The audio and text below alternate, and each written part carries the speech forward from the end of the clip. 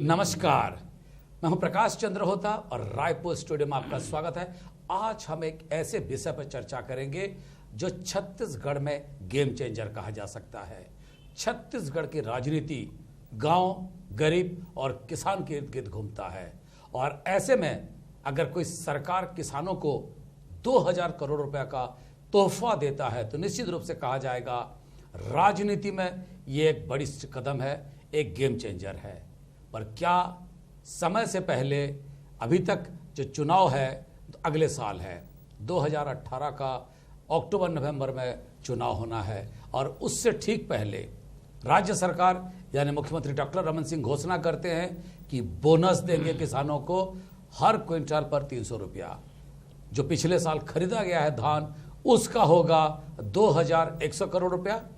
और केवल यहीं तक नहीं रुके, उनका ऐलान है कि आने वाले जो फसल होगा खरीफ का उसका भी किसानों को दिया जाएगा बोनस। वो लगभग हो सकता है 2500 करोड़ कुछ हो, तो लगभग 5000 करोड़ का होगा। और जिन लोगों ने सरकार पर आरोप लगाते थे कि सरकार की एक ठहराव की स्थिति है, लोग उन्हीं लोग देख के थोड़ा हैरान हैं। सुबह पहले सरकार ऐलान करती है कि एक बैठक है, बैठक के बाद 2 बजे ऐलान होता है कि धान का बोनस दिया जाएगा और 4 बजे सरकार आदेश जारी कर देती है। 24 घंटा भी नहीं लगा, सरकार ने ऐलान कर दिया विधानसभा का 22 सितंबर को एक विशेष सत्र बुलाया जाएगा जहां बजट के लिए द्वितीय अनुपूरक बजट लाया जाएगा और बजट के लिए किसानों को बोनस मिलने में कोई दिक्कत ना हो, बजट भी लाया जाएगा और प्रचार प्रसार भी होगा। एक बड़ा राजनीतिक दांव है। आज इसी विषय पर हमारे साथ चर्चा करने के लिए रायपुर स्टूडियो में 2 वरिष्ठ मेहमान हैं। हमारे साथ है छत्तीसगढ़ के भाजपा के बड़ा चेहरा और साथ में छत्तीसगढ़ के राजस्व मंत्री प्रेम प्रकाश पांडे। पांडे जी, आपका बहुत बहुत स्वागत है। साथ ही हमारे साथ है हरिभूमि समूह के प्रधान संपादक डॉक्टर हिमांशु द्विवेदी। डॉक्टर हिमांशु द्विवेदी, आपका बहुत बहुत स्वागत है। जी धन्यवाद प्रकाश जी। सबसे पहले मैं प्रेम प्रकाश पांडे जी से शुरू करूंगा। अचानक सरकार जिस हिसाब से कदम उठाने लगी है थी, जब मुख्यमंत्री गए थे दिल्ली और वहां से बात की प्रधानमंत्री से, तो उन्होंने कहा था कि तुमको किसने कहा था धान खरीदने का, बोनस का वादा करने का। तो क्या भारत सरकार में जो लोग बैठे हैं या केंद्रीय नेतृत्व इस बात को नहीं समझते कि छत्तीसगढ़ के किसान अभी भी समृद्धशाली नहीं हुआ है? नहीं, ऐसा नहीं है। जैसा ये बात जरूर है कि हमारे देश के प्रधानमंत्री जी को जब ये पता लगता है कि कोई नीति बनाई गई है, नीति पूरे देश भर के लिए बना, उनको पूरा देश देखना है, उसमें सिर्फ छत्तीसगढ़ ही नहीं था, तो देश भर के लिए जो उनके द्वारा नीति बनाई गई कि भाई एफसीआई में कितना माल आएगा, क्या रहेगा, अगर आप इस हिसाब से करोगे तो एफसीआई की जो आज भंडारण है उसमें बहुत सारी चीज़ें हैं, वो उनकी अपनी पूरे वो देश को परिप्रेक्ष्य में नीति अमित बनाया। शाह, मैं बीच में आपको रोक रहा हूं कि अमित शाह जब आए थे 3 दिन के प्रवास पर, उस दौरान हमारी मुलाकात हुई थी और हमने सवाल भी पूछे थे उनसे कि धान की खरीदी पर जब बोनस देना है, ऐसा क्यों हो रहा है कि छत्तीसगढ़ बोनस दे नहीं पा रहा है, आप उसके सहमत है कि नहीं है? तो अमित शाह का कहना था कि भारत में जहां जहां बीजेपी के शासित राज्य है सबके लिए एकरूपता होना चाहिए। अगर बोनस देना है सब जगह देंगे, नहीं देना है नहीं देंगे। अगर राज्य सरकार अपने संसाधन से देने के लिए तैयार है तो ठीक है, पर अगर भारत सरकार से उम्मीद करते हैं तो हम केवल एक राज्य के लिए नहीं कर सकते। बिल्कुल सही बात है। कोई भी जो देश का प्रधानमंत्री होगा वो देश को, जो उनका नारा ही है कि सबका साथ सबका विकास, तो समान रूप से निर्णय होगा। लेकिन मैं उदाहरण दूंगा कि देश के प्रधानमंत्री जी जब शुरू में ही लैंड एक्विजिशन एक्ट आया था, लैंड एक्विजिशन एक्ट में उनने अपने हिसाब से कुछ संशोधन करके जो राज्य सरकारों के बहुत से प्रतिनिधियों के द्वारा सुझाव दिया गया था उसको उन्होंने शामिल किया। लेकिन जब ऐसा लगा कि पूरे किसान में इस नीति के खिलाफ लोग हो रहे हैं, किसान पैनिक हो रहा है, तो उन्होंने उसको विड्रॉ किया। तो कई बार जो अच्छी चीज़ों के लिए भी आदमी निर्णय लेता है, लेकिन जिसके लिए हम निर्णय ले रहे हैं और ऐसा लग रहा है कि वो उतना उसके लिए सुटेबिलिटी नहीं है, तो नीतियों में परिवर्तन और रिलैक्स देने की जहाँ तक बात है तो ये रही है। पर तो सरकार जब को प्रधानमंत्री और अमित जब शाह दोनों को प्रधानमंत्री पटाना नहीं, कितना कठिन था। नहीं, बिल्कुल प्रधानमंत्री जी को जब ये इस बात का एहसास हुआ, कराया गया कि भाई इस समय हमारे यहाँ और परिस्थितियाँ हैं, सूखा भी आ रहा है, पिछले साल आया था, हम 1800 करोड़ ऑलरेडी उसमें दे चुके थे, तो ये अगर हम बोनस देंगे तो किसानों की और परिस्थितियों में जाएगा, तो उन्होंने रिलैक्सेशन अपने नीतियों में दिया। तो इसलिए बहुत सारी चीज़ों को अगर आप अच्छे से अपनी बात को रखते हो और कन्विंस कराते हो, तो मोदी जी ने उस समय भी कहा था, बट वो अभी सूखा आया तो वो एग्री हो गए, इससे पहले तो वो तैयार ही नहीं थे। नहीं भाई, मोटी बात तो यही है ना, मोटी बात कि हम जब परिस्थितियों के आधार पर, आपको याद नहीं होगा लैंड एक्विजिशन एक्ट में जब उन्होंने विड्रा किया था, मन की बात में कहा था कि मेरी नीति से जनता में कोई भी भयावह स्थिति हो ये मैं बर्दाश्त नहीं कर सकता, और किसान भयाक्रांत हो ये तो और मैं नहीं बर्दाश्त कर सकता। डिमोनेटाइजेशन जब किया, हाँ, हिमांशु जी कुछ कह रहे हैं। असल बात यह है कि नरेंद्र मोदी और अमित शाह अपने जीवन में हार को बर्दाश्त नहीं कर सकते। दरअसल छत्तीसगढ़ में अगर अब धान का बोनस नहीं दिया जाता तो चुनाव जीतना तो दूर की बात है, प्रदेश भाजपा के जो विधायक या कार्यकर्ता हैं वो चुनाव के लिए मैदान में जाने की स्थिति में भी नहीं थे। बोनस छत्तीसगढ़ में कितना बड़ा मुद्दा है इसका अंदाजा आप इससे लगा सकते हैं। जब मुख्यमंत्री जी को इसकी सहमति मिली तो इसके साथ ही जिस स्तर की बैठक बुलाई गई, आप पिछले इतने 1.5 दशक से भी से ज्यादा समय से छत्तीसगढ़ की पत्रकारिता में हैं, आपने ऐसी बैठक पहले कभी नहीं देखी प्रकाश जी। जिस तरीके से सबको, यानी चाहे प्रेम प्रकाश जी हैं, चाहे अमर जी हैं, चाहे ब्रजमोहन जी हैं, सबको अपने सभी कार्यक्रम स्थगित करते हुए, यहां तक कि विष्णुदेव साय तक को भी कह दिया गया कि आपको दिल्ली नहीं जाना, आपको यहां पहुंचना है। तो छत्तीसगढ़ के लिए धान का बोनस कितना बड़ा मुद्दा है, इस बात को यहां का संगठन और सरकार बहुत बेहतर तरीके से समझती थी, और सफलता ये रही इस संगठन की और सरकार की कि इस बार वो लोग अपने राष्ट्रीय अध्यक्ष और प्रधानमंत्री को यह एहसास करा पाए। और नरेंद्र मोदी जी जो भी कहें, पर वो चुनाव जीतने के संदर्भ में कोई कदम उठाने से चूकते नहीं है। उदाहरण के लिए उत्तर प्रदेश में उन्होंने कर्ज माफी को मुद्दा बनाने से नहीं चूके, उन्होंने घोषणा कर दी कि जैसे ही हमारी सरकार बनेगी पहला फैसला किसानों की कर्ज माफी लिया जाएगा। वहीं दूसरी ओर महाराष्ट्र के संदर्भ में बात आई तो कह दिया गया कि कर्ज माफी तो फैशन हो गई है। तो वहां पर फैसले चुनाव को दृष्टिगत रख, सबसे पहले 2 बजे अनाउंस होता है, 4 बजे तक नोटिफिकेशन जारी हो जाता है, और 24 घंटा भी नहीं हुआ था विधानसभा का विशेष सत्र बुलाया जाता है। क्या यह राजनीतिक कदम है या फिर किसानों के हित के लिए, उनकी आर्थिक और सामाजिक स्थिति को और मजबूती देने के लिए एक कदम है? प्रेम प्रकाश पांडे जी। देखिए, मूल रूप से हमारी सरकार शुरू से ही किसानों के पक्ष में खड़ी रही है। ये कदम राजनीतिक कांग्रेस के लोगों ने बनाया और उसको ऐसा इशू बनाया कि जैसे सरकार की नीयत नहीं है देने की। सरकार ने कभी नहीं कहा था कि हम बोनस नहीं देंगे। सरकार ने जब चुनाव घोषणा पत्र में रखा था तो उस समय भी था, कुछ परिस्थितियां ऐसी रही जिसके कारण उस समय नहीं हो पाया। इस समय जब हमारा अकाल पड़ा हुआ है बहुत सारे, लगभग 30 तहसीलों में, ये एक समय सरकार ने इस बात को सोचा कि इस समय हमें जरूर उसका निर्णय लेना चाहिए जिसमें किसान को आर्थिक दृष्टि से लाभ हो, और इसलिए ये कुछ समय था। अब इसको निश्चित तौर पे राजनीतिक भी इसलिए कहा जा सकता है क्योंकि राजनीतिक दलों ने विभिन्न इसको राजनीति का मुद्दा बना दिया था। बट उसके लिए आप भी तो आज जिम्मेदार हैं। नहीं, राजनीति का मुद्दा बनेगा जब राजनीति लोग कर रहे हैं, तो राजनीति का जब वो मुद्दा बनाए तो उस टाइम पर हमने किसानों को आज जो घोषणा किया है, और उसमें हमने पिछले वर्ष का कहा है कि 16 का भी देंगे, 17 का भी देंगे और 18 का भी देंगे।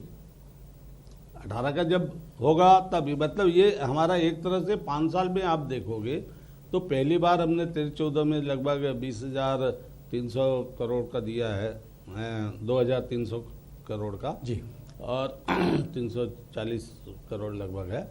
और इसके बाद हम जो 15-16 है जिसमें अकाल की स्थिति थी, लगभग 1800 करोड़ रुपये हमने किसानों को विभिन्न प्रकार की जो है सब्सिडी दिया। उसके साथ खड़ी रही सरकार, उनको हर तरह की जो मदद दे सकती थी। तो लगातार हम देते आ रहे हैं। और अगर हम देखेंगे तो किसानों के हित में पिछले बार मैंने विधानसभा में कहा था कि लगभग 73,000 करोड़ रुपए का धान हम लोग 2015-16 तक खरीद चुके हैं। तो 73,000 करोड़ रुपया हम किसानों को ऐसे दिए। क्यों हिमांशु जी, अगर सरकार 73,000 करोड़ रुपए का धान खरीदता है और साथ में बोनस भी देती है, तो क्या देखा जाए इसको, इसका राजनीतिक स्वरूप है या इसका सामाजिक आर्थिक स्वरूप है? देखिए प्रेम प्रकाश जी जितनी सरलता से विषय को प्रस्तुत कर रहे हैं, बौद्धिक रूप से वो बेहद समृद्ध हैं, इसलिए इतनी सरलता से प्रस्तुति कर रहे हैं। पर सच्चाई ये है कि ये पहले दिन से भारतीय जनता पार्टी के द्वारा धान जो है छत्तीसगढ़ में राजनीति का विषय रहा है। अजीत जोगी की सरकार जाने के बाद से ही धान खरीदी जैसा साहसिक फैसला रमन सरकार ने लिया था, और उस समय से ही रमन सरकार लगातार धान को एक मुद्दे के तौर पर जीवित रखती है, और उसे रखना भी चाहिए क्योंकि ये उसके खाते की एक उपलब्धि रही है। अब जो बात आती है इस संदर्भ में, जो पिछले 3 साल से बोनस नहीं बटा, तो इसमें यह बात सही है कि राज्य सरकार की नीति और नीयत दोनों बोनस देने की रही। पर छत्तीसगढ़ का दुर्भाग्य ये रहा कि केंद्र में जब भाजपा की सरकार नरेंद्र मोदी के नेतृत्व में आई, तो उसकी नीति जो है बोनस के संदर्भ में सकारात्मक नहीं रही, और इसके चलते 3 साल से छत्तीसगढ़ का किसान धान के बोनस से वंचित था, राज्य सरकार की इच्छा होने के बावजूद भी। अगर केंद्र में कांग्रेस की सरकार होती तो ये लोग लड़ा के भी करा लेते, लेकिन आज नरेंद्र मोदी का ज्यादा इकबाल है, तो राज्य सरकार की ये हैसियत नहीं है, राज्य नेताओं की हैसियत नहीं है कि उनकी मर्जी के विपरीत जाके ये अपनी दम पे बोनस बांट लेते। बहरहाल अभी जो परिस्थितियां बनी जिस प्रकार के राज्य में, जिसका हवाला अभी प्रेम प्रकाश पांडे जी दे रहे थे, कि अकाल की छाया मंडरा रही है और किसान अब घर से और खेत से निकल के सड़क पर उतरने लगा है। पिछले 15 दिन के अंदर ऐसे इंसिडेंट्स प्रकाश जी आपने भी देखे जिसमें लोग सड़क पर आए और पहली बार रमन सिंह जी को यह एहसास हुआ कि अब बात उनके हाथ से निकल रही है, रेत मुट्ठी की तरह फिसल रही है मुट्ठी से। तो उन्होंने इस संदर्भ में जब प्रधानमंत्री को अवगत कराया, तो मौजूदा राजनीतिक नजरिए से यह समझ में आ गया कि अब इस जिद पे अगर अड़े रहे तो नुकसान बहुत बड़ा होगा और सरकार की कीमत तक हो सकता है, लिहाजा यह फैसला लिया गया। तो मैं इस बात से प्रेम प्रकाश पांडे जी की सहमत हूं कि राज्य सरकार की नीति और नीयत हमेशा बोनस के समर्थन में थी, लेकिन केंद्र सरकार की नीति में बदलाव तो परिस्थितियों ने करा दिया, और राज्य सरकार और राज्य संगठन की सफलता है कि वो इन परिस्थितियों को ढंग से केंद्रीय नेतृत्व को बता सके और उन्हें राजी कर सके। प्रेम प्रकाश जी, एक सवाल उठता है, क्या भारत सरकार में ये अक्सर ये बात कही कष्ट में है तो आपका घर सुखी नहीं हो सकता, तो मुझे लगता है प्रकाश जी इस संदर्भ में सरकार को कोई संशय में रहने की जरूरत नहीं है। बट क्या 5,000 करोड़ अगर आपको 6 महीने में देना है, क्योंकि अभी भी देंगे, और दूसरा है आप अप्रैल से पहले, मार्च से, आपकी जो वित्तीय वर्ष है उसको क्लोजिंग करने से पहले आपको अगले साल के लिए भी आपको आवंटित रखना है, क्योंकि मुख्यमंत्री ने घोषणा कर चुके हैं कि विकास यात्रा के दौरान हम उसको बांटेंगे, यानी कि अभी का 2100 और हो सकता है वो 2500 हो, जो भी हो, लगभग 5,000 करोड़, रकम ज्यादा नहीं होता। प्रकाश जी, जिस प्रदेश का मुख्यमंत्री खुद ही वित्त महकमा संभाल रहा है, तो उसने ये प्रावधानों की व्यवस्था कर रही होगी, उसमें ज्यादा चिंता की जरूरत नहीं है। इतनी संसाधन ये दे रहे 1236 करोड़ का मोबाइल बांट रहे हैं, तो पैसे की कमी नहीं है हमारे पास, व्यवस्था हम बिल्कुल करेंगे। और देखिए, कोई भी सरकार पहले जो उसके संसाधन है वो ग्रामीण क्षेत्रों में और किसानों के लिए लगाए, वो अच्छी सरकार है। हमारा लगभग 78 से 80% लोग वहाँ रहते हैं, जैसा हिमांशु जी ने कहा कि वो अन्नदाता है, तो प्राथमिकता तो वहाँ रहेगी। इसलिए आप पूरे देश की भी अगर बजट को भी देखें तो प्राइमरी सेक्टर वही है, अधिक से अधिक हम वहाँ खर्च करने की कोशिश करते हैं, चाहे हम इरिगेशन बढ़ाने का हो, चाहे बिजली में उनको छूट। अच्छा, एक बात और भी तो है कि ये जैसे आप ले आए एक चीज, बोनस की बात आ गई, सारे पुराने मुद्दे जो थे वो खत्म हो गए अपने आप। ये कांग्रेस के लिए दुर्भाग्यजनक स्थिति रही कि कांग्रेस पिछले 2 साल से एक इसी लाठी के सहारे वो राजनीति कर रही थी। अब वो लाठी का सहारा छिन गया, अब छिन गया तो लड़खड़ाएंगे जरूर। प्रेम प्रकाश जी, ये लाठी का सहारा छिन गया या उनका जो लड़ाई थी वो मुकाम पे पहुंच गई, वो इसे उपलब्धि भी तो बता सकते हैं। नहीं, कांग्रेस ने जो लड़ाई लड़ी तो सरकार को घुटने पर ला दिया और सरकार को उनकी मांग के समर्थन में झुकना पड़ा, और ये उनकी उपलब्धि में बिल्कुल नहीं जाएगा, क्योंकि अभी आप खुद ही बोल रहे हैं कि पिछले 2 साल से वो इसी मुद्दे पर बोल रहे थे, तो आज आपको उनकी बात माननी पड़ी, तो फिर जाके उनकी तो उपलब्धि यही है या आपको जो है बोनस देने के लिए मजबूर होना पड़ा? नहीं, मजबूर नहीं होना पड़ा। हम तो पहले दिन से कह रहे थे, जब ये लाठी उसको पकड़ के चल रहे थे तब भी कह रहे थे, उनको लग रहा था कि ये लोग नहीं दे पाएंगे और इसी के सहारे वो आगे बढ़ जाएंगे। नहीं, लग क्यों रहा था? वो तो बार बार इस बात के लिए कह रहे हैं कि आपने कहा था कि हम देंगे हाँ, और तो आप नहीं दे रहे, तो और आपको इसलिए- देना पड़ेगा, और आज हम देख रहे हैं कि आपको देना पड़ रहा है, तो ये उनकी उपलब्धि है। नहीं, तो हमने तो कभी कहा ही नहीं कि हम नहीं देंगे, लेकिन दे तो नहीं रहे थे आप। नहीं, दे नहीं रहे थे, लेकिन दिए ना पूरा का पूरा। अरे- जो हमारी परिस्थितियां थी, मैंने बताया भी कि बीच में हम लोगों का जैसे अकाल हुआ तो उसमें 1800 करोड़, इन्होंने अभी कहा तो फाइनेंशियल चीजों को प्रेम प्रकाश जी, पहले तो ये स्पष्ट कीजिए आप डेवलपमेंट कि करना। आपने जो बोनस नहीं दिया 2 साल, वो आपकी आर्थिक स्थितियां नहीं दी ऐसी जिसके कारण आप बोनस दे पाते, या केंद्र का समर्थन नहीं था आपको इस फैसले पे, इसलिए नहीं दे पाए? देखिए, दोनों चीज़ों का अपना अपना अलग अलग महत्व है। केंद्र के भी द्वारा अगर बात थी और हमारी आर्थिक परिस्थितियां भी, आप देखें पिछले जो उस समय डिमोनेटाइजेशन के पहले आप देखोगे पूरे देश भर में जो रिसेशन हुआ, उस रिसेशन का इफेक्ट तो छत्तीसगढ़ में भी था। अरे बोनस तो आपने 14, 15, 16, 17 में नहीं दिया, नोटबंदी तो अभी हुई है इधर। नहीं, मैं नोटबंदी की बात ही नहीं कर रहा हूँ कि नोटबंदी से रिसेशन हुआ, नोटबंदी के पहले पहले से के ही रिसेशन रिसेशन की था। मैं बात कर रहा हूँ। उस रिसेशन के दौर से पूरे देश की आर्थिक स्थिति में अब जाकर सुधार मोदी जी ने लेकिन प्रेम प्रकाश जी, लाया है। आप तो रेवेन्यू मिनिस्टर हैं, छत्तीसगढ़ का बजट तो रिसेशन के दौर में कहीं घटा नहीं, लगातार आपका बजट तो बढ़ता ही जा रहा है। 8000 करोड़ से आप लोग शुरू वो हुए थे, आज खर्च 80,000 करोड़ में पहुंच गए वो आप लोग। खर्च बढ़ रहा है ना। तो आपकी नहीं प्रकाश जी, उनका घाटा भी कौन सा बढ़ रहा है? आय व्यय का संतुलन बना हुआ जी, है। जी। वित्तीय प्रबंधन में देश के शीर्षस्थ राज्यों में छत्तीसगढ़ को शुमार किया जाता है। हम लोग ये खबरें पढ़ाते रहते हैं, वो दिखाते रहते तो हैं। अच्छा है ना, उसी चीज को मेंटेन करने के लिए कभी कभी उन चीजों को जो हम कहे रहते हैं उसको भी थोड़ा सा आगे पीछे करके उसको मेंटेन करना।